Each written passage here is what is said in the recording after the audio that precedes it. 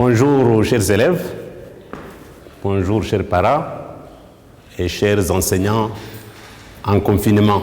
Partout où vous êtes à travers notre province éducationnelle du Sud Kivu. Je suis Victor Migo, enseignant de physique et technologie à l'éducation de base. Pour aujourd'hui, chers élèves, nous venons répéter avec vous une des bonnes leçons que vous avez faites avec votre enseignant au cours de physique. Donc, nous sommes en 8e de l'éducation de base, cours de physique.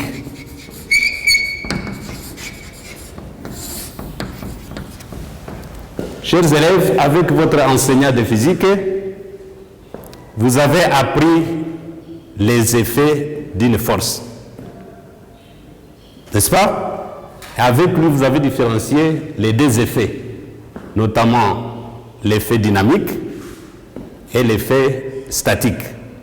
Il vous avait expliqué les concepts statiques, c'est-à-dire qu'une force peut modifier l'état de mouvement ou l'état de repos d'un corps. Ensuite, il vous avait expliqué l'effet dynamique. Dynamique, c'est-à-dire modification de l'état de repos ou l'état de mouvement d'un corps. Et l'effet statique, le fait qu'une force peut déformer un corps. À ce sujet, il avait utilisé suffisamment d'appareils ou de dispositifs de mesure. Ensuite, l'enseignant vous avait montré que l'homme a souvent recouru à certains dispositifs lorsqu'il doit effectuer un certain travail. L'homme a donc introduit certains dispositifs que vous avez appelés les machines simples. Votre enseignant vous avait parlé des machines simples et il avait plus insisté sur la notion de poulie. Il avait plus insisté sur la notion de poulie. Il a sûrement parlé de poulies fixes et de poulies mobiles.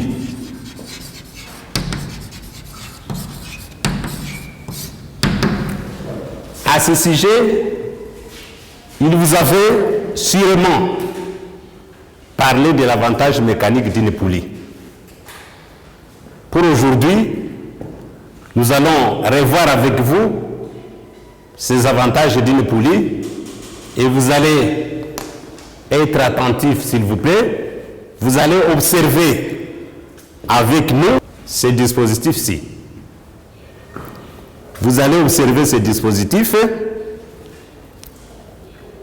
Vous allez décrire les phénomènes observés et les effets des actions exercées. Observez attentivement. Il y a deux planches, il y a la première planche et il y a la deuxième. Observez les actions qui sont exercées par ces différents personnages.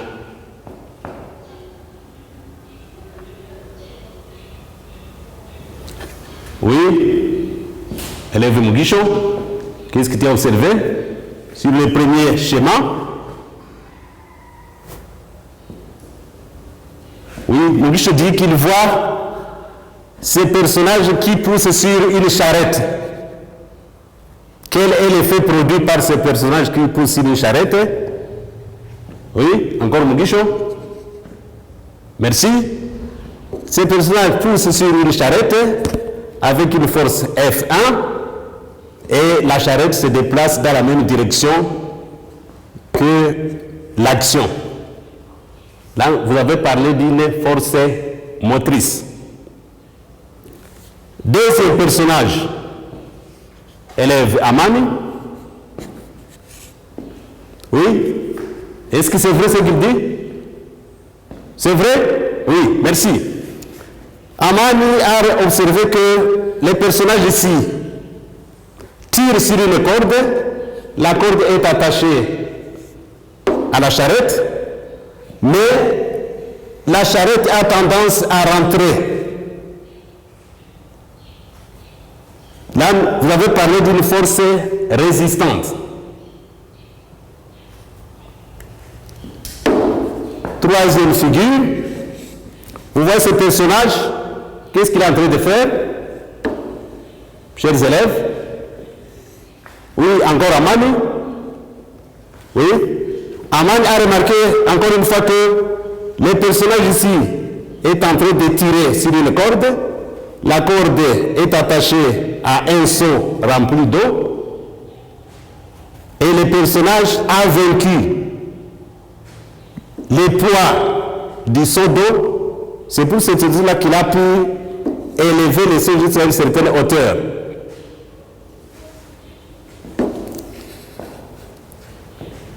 Entrons maintenant sur le deuxième schéma. La question est celle-ci. Quel personnage doit exercer la plus grande force sur la corde pour hisser ce sac de riz de 50 kg d'une certaine hauteur? Vous avez observé avec votre enseignant que les deux personnages ici, il y a le personnage 1 qui tire sur une corde, il voudrait élever ce sac de riz de la hauteur H. Il y a l'autre ici qui tire lui aussi sur une corde. La corde est attachée au sac de riz. La question est de savoir lequel de ces deux personnages va exercer moins d'efforts, c'est-à-dire lequel de ces deux personnages aura plus de facilité à faire monter ce sac de riz. Oui, il n'y a pas que Mugisho dans cette classe. Les autres? Les autres? Oui, Mugisho? Oui? Merci. Mugisho a remarqué que c'est ce personnage 1 ici qui va exercer moins d'efforts. C'est-à-dire qu'il aura plus de facilité à tirer ce sac de riz par rapport à l'autre ici. Pourquoi Mugisho? Oui? Mugisho nous dit que c'est parce que celui-ci tire verticalement. Et en tirant verticalement, ça veut dire quoi? Quand il tire verticalement, vous voyez ici qu'il y a une force que vous avez apprise ici. C'est laquelle? Oui, monsieur? Exact. C'est la force de la pesanteur. Donc, quand vous tirez verticalement, il y a la force de la pesanteur qui agit dans le sens opposé, de haut vers le bas, et à ce moment-là, vous allez exercer, vous allez vous sentir plus fatigué. Si nous rentrons maintenant sur le premier schéma encore, regardez sur ce schéma ici. Qu'est-ce que vous observez? Avec votre ancien, vous avez observé qu'il y a quoi ici? Qu'est-ce que vous avez vu ici? Oui, mon ami. Mon ami dit qu'il voit une porte. Comment est cette porte? Cette porte, oui, elle est ouverte. Vous pouvez représenter le schéma de la même façon ici. Suivez ici. Cette porte joue le même rôle que cette partie ici de notre tableau. L'objectif est celui-ci. On voudrait fermer la partie du tableau. Et on exerce une force. Vous voyez que la force est exercée comme ça. Suivez.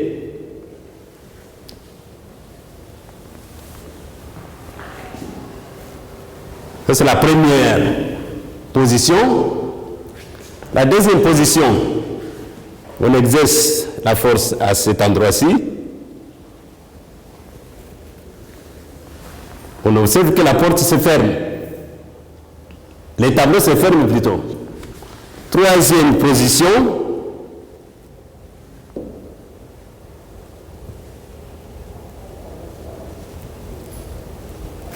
Observez bien.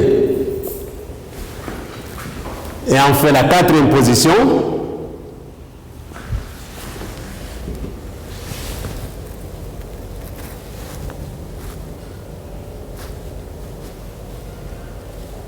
vrai que c'est compliqué.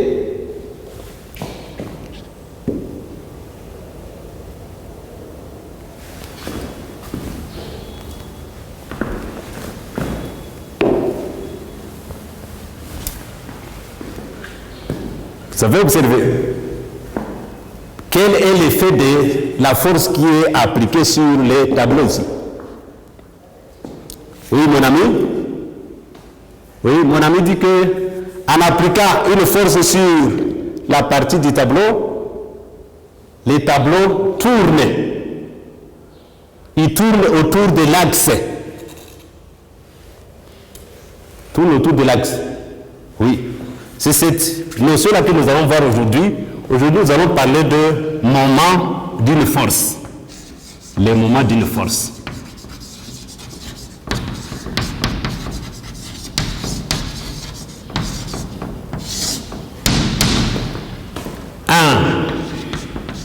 Nous allons donner la définition. 2. Nous allons donner l'unité.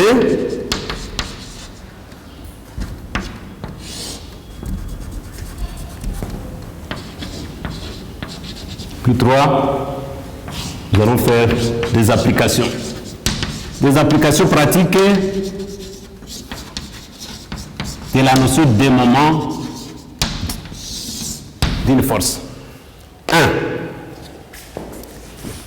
Chers amis, quand vous avez exercé la force à cet endroit ici, vous avez remarqué que la partie du tableau s'est fermée difficilement. Pourquoi cela? D'abord, comment est la force qui agit d'abord? Comment est cette force qui agit sur les tableaux ici? L'enseignant vous avait montré que cette force agit perpendiculairement. Et la distance ici, la distance du point où bascule la porte, et l'endroit où exercer la force, comment vous avez appelé cette distance? Oui? Cette distance, vous avez appelé les bras de l'évier. Bras de l'évier. Mais comment est cette distance par rapport à la force? Oui? Vous avez observé que cette distance par rapport à la force exercée, vous avez observé qu'il y a un angle droit.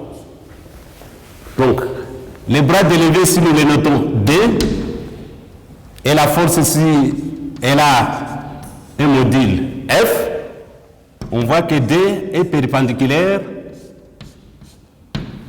à la force, contrairement aux autres forces que vous avez appliquées sur différents objets. Bon, nous retenons ceci. Les moments d'une force. Les moments d'une force, c'est l'efficacité. C'est l'efficacité de cette force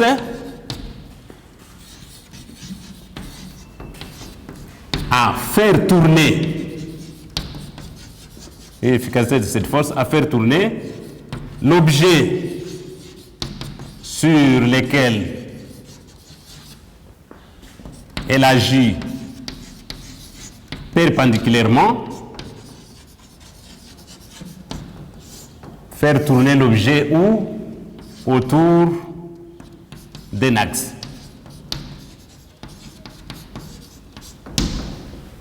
Qui peut alors me rappeler la définition du point de vue mathématique, c'est-à-dire l'expression mathématique de la notion de moment d'une force? La définition mathématique. Oui?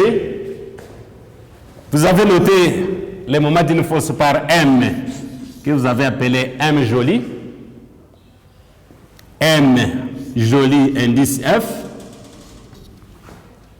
Votre enseignant vous avait montré que c'est égal à la distance D multiplié par la force qui agit perpendiculairement à l'objet. Ça, vous avez retenu avec votre enseignant. Maintenant, quelle est l'unité? Vous savez que D, c'est une longueur, donc exprimée en mètres, comme unité de longueur. F, vous avez appris ça aussi parmi les unités dérivées.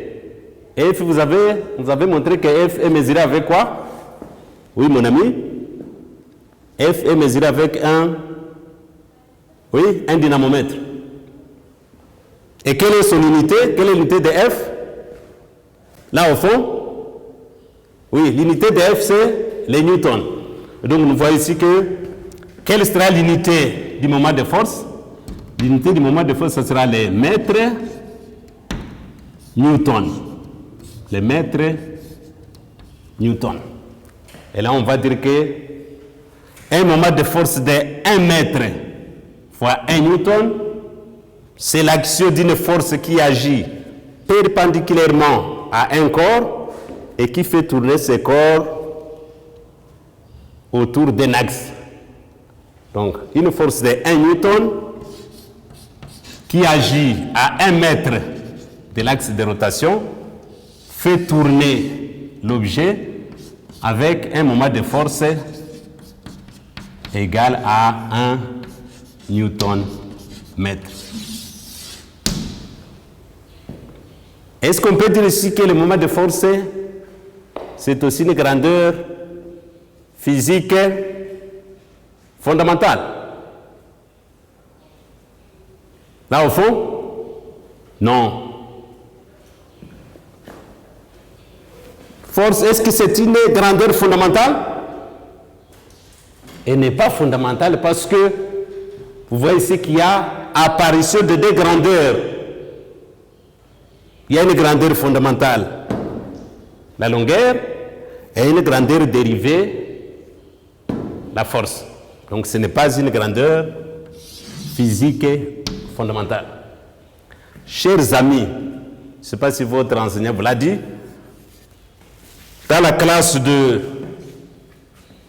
7 de 8 premières sciences, vous allez trouver une autre grandeur physique qui s'exprime avec les mêmes symboles, Newton mètre, mais qui ne serait pas le moment d'une force. Il ne faut pas confondre ça.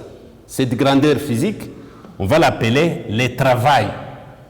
Vous allez voir ça l'année prochaine dans la classe des premières scientifiques. Maintenant, quelles sont, est-ce que vous pouvez me citer certaines applications du moment de force dans la vie pratique? Certaines applications. Oui, il y a Bueno qui dit la balançoire. C'est correct? Oui. Oui, c'est correct. Une autre application? Oui, il y a les forces qu'on exerce sur la pédale. Les forces qu'on exerce sur le volant d'un véhicule. Comme ça.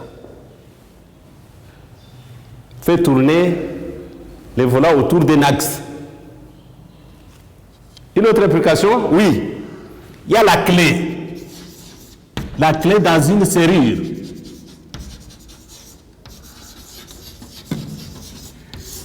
Et ainsi de suite. Vous pouvez prendre vos cahiers rapidement et reprendre ce schéma ici, parce que ça va vous aider encore à vous rappeler les différents effets d'une force. Là, vous voyez le système d'une poulie mobile. Et l'enseignant vous avait parlé aussi de l'avantage d'une poulie mobile. Il vous avait montré que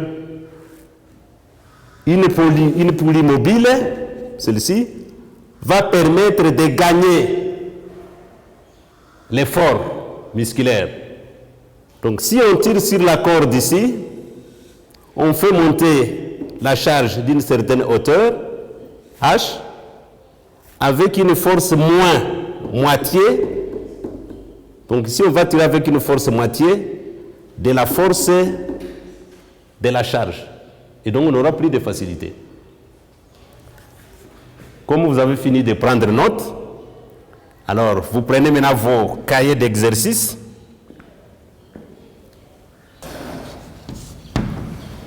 Ici, un père et son jeune fils, un père et son jeune fils désirent utiliser une balançoire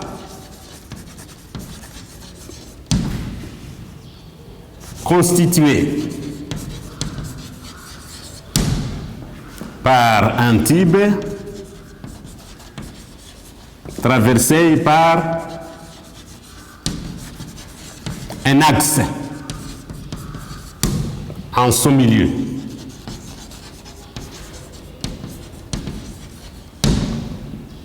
La question, comment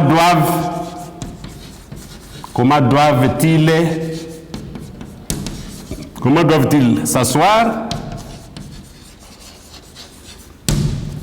pour qu'il y ait équilibre?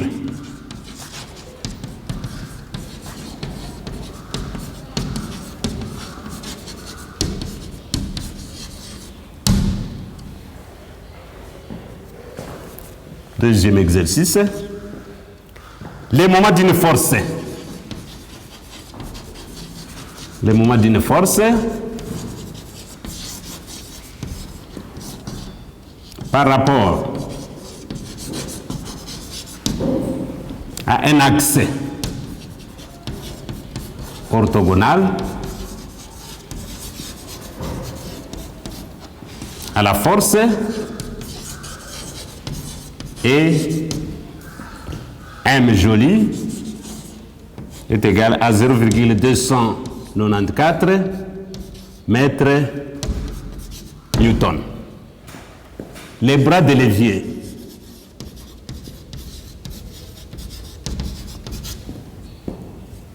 est de 10 cm.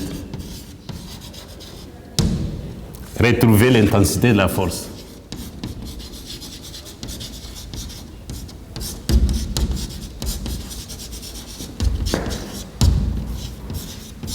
Retrouvez l'intensité de la force F, l'exprimer en kilogrammes, d'abord en newton et en kilogrammes force. Voilà. Pour aujourd'hui, nous avons plus parlé de la notion des moments d'une force. Et nous avons dit que le moment d'une force, c'est le produit de la distance D et de la force F. Où D, c'est la distance, c'est la longueur de la distance. Longueur de la distance perpendiculaire à la force F, ici, de l'axe de rotation. Cette longueur est exprimée en mètres et F, l'intensité de la force en newton. La particularité pour le moment d'une force ici est que F agit perpendiculairement à F. Et nous avons trouvé que si la force agit à une distance de plus en plus proche de l'axe de rotation, là, vous voyez ici que donc, si D devient de plus en plus petit,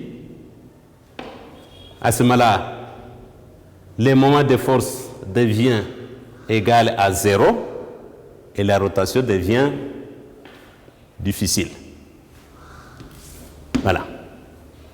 Un père et son fils veulent jouer sur une balançoire.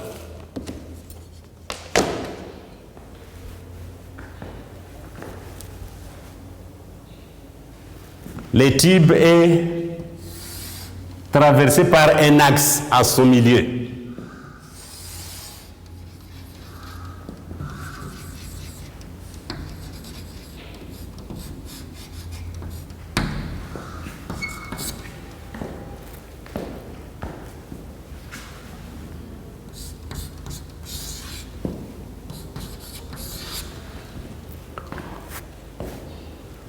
naturellement, qui est plus pesant, les pères ou les petits enfants?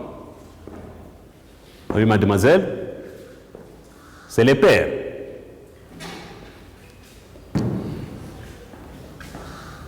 Où sera placé le père? Si ça c'est le père et B le fils, est-ce que le père sera plus proche ou moins proche de l'axe de rotation? Quel principe vous allez utiliser? Vous allez utiliser le principe de l'équilibre des leviers. Force, si le père applique une force F1 et le petit enfant une force F2, si le petit enfant se trouve à une distance D2 et le père à une distance D1, nous allons écrire la relation d'équilibre.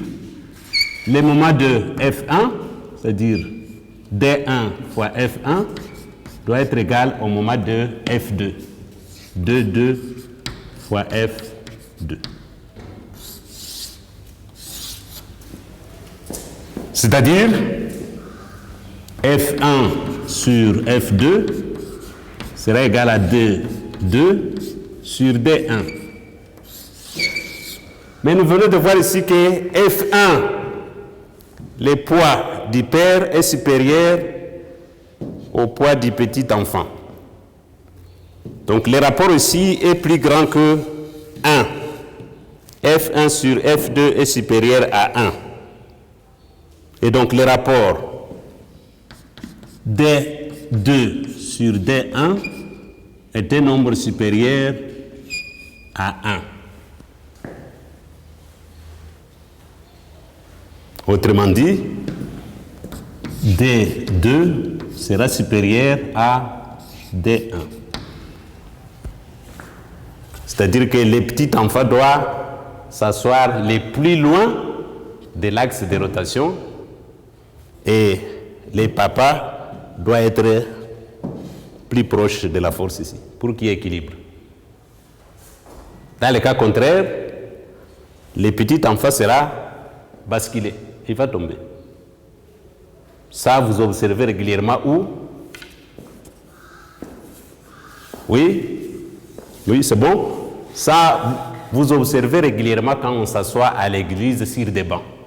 Vous voyez que beaucoup de gens, par inattention, ont tendance à faire basculer les bancs. C'est la notion de moment de force. Le deuxième, là c'est très simple. Deuxième exercice, chers élèves. Quelles sont les données? On nous donne l'intensité du moment de la force, 0,294 mètres Newton. On nous donne les bras de levier, 10 cm. Nous allons les mettre, nous allons les convertir en mètres. 10 fois 10 exposé à moins 2 mètres. C'est-à-dire 10 exposé à moins 1 mètre. Ou encore 0,1 mètre. Demande de la question, déterminer la force.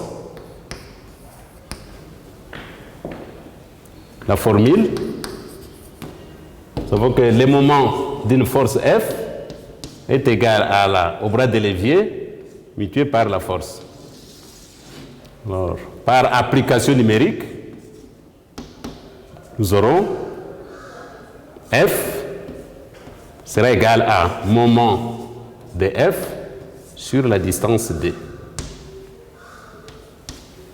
Et quand nous remplaçons, nous aurons ici 0,294 newton mètre divisé par 0,1 mètre.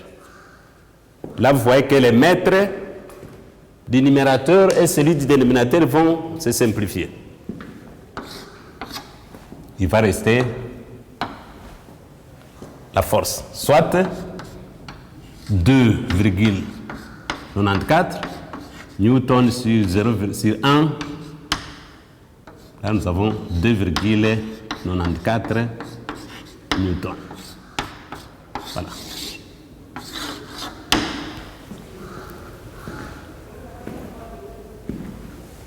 Est-ce que le moment d'une force est une grandeur vectorielle?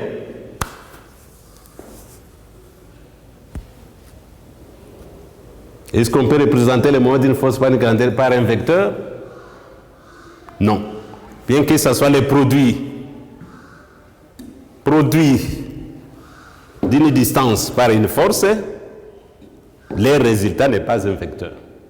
Ce n'est pas une grandeur vectorielle, c'est une grandeur scalaire, c'est-à-dire une grandeur qui est déterminée seulement par sa mesure et l'unité. La mesure, c'est le nombre comme ici, 0,294. L'unité, c'est les mètres fois Newton. Merci, chers élèves, d'avoir prêté attention à notre leçon de révision sur les moments de force. Vous allez encore, chez vous, vous allez encore chercher d'autres exemples d'application des moments de force. Bien, merci. Je suis Victor Migo, enseignant de physique et technologie dans les classes de 7e et 8e année. Merci. Tous à l'école, tous à l'école.